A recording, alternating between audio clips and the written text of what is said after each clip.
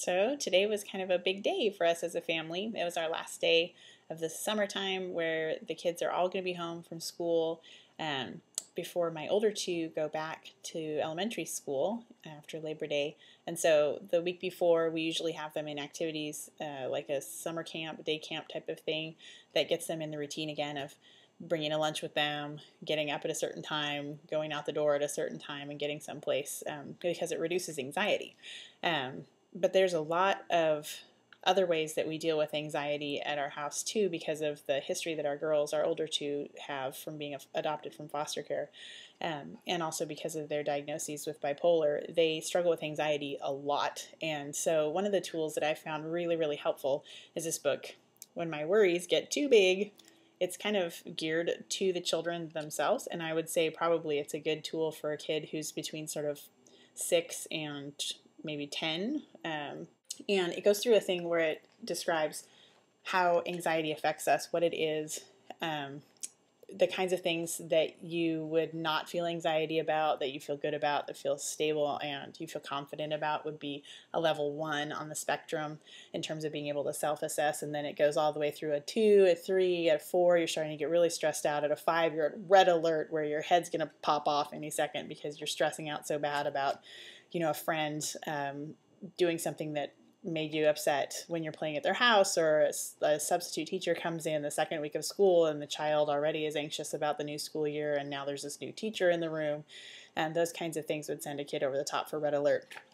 Now in our house it doesn't even take that much for red alert to happen because my second daughter in particular is just a very sensitive kid, and she's also just got a lot of hurt that she's still dealing with, I think, from her issues before she was part of our family. And so there's times where she gets to a 5. It seems like she doesn't even have the 3 and 4 set. She just goes 1 to 5, right to 5. And then we have to deal with just the explosive, redheaded anxiety that comes up sometimes in the form of screaming, tantrums, behavior, outbursts, and that kind of a thing.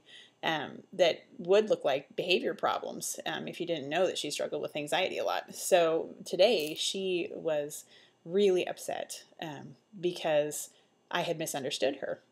And to her that felt really unsafe. She was so upset, and she was already a little tired. It was close to bedtime, and she got very, very angry.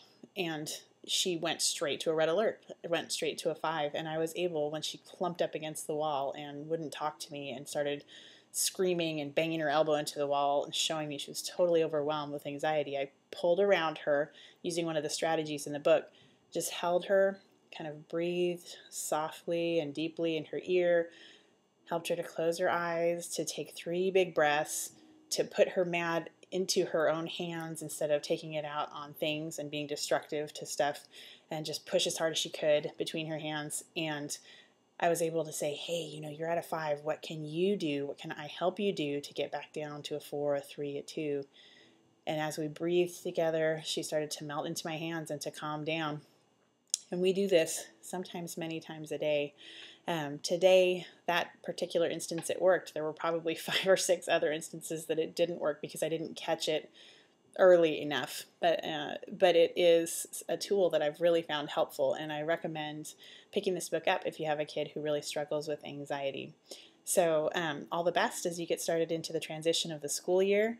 I hope your kids are settling in well for those who have already started, and we'll look forward to hanging out again soon.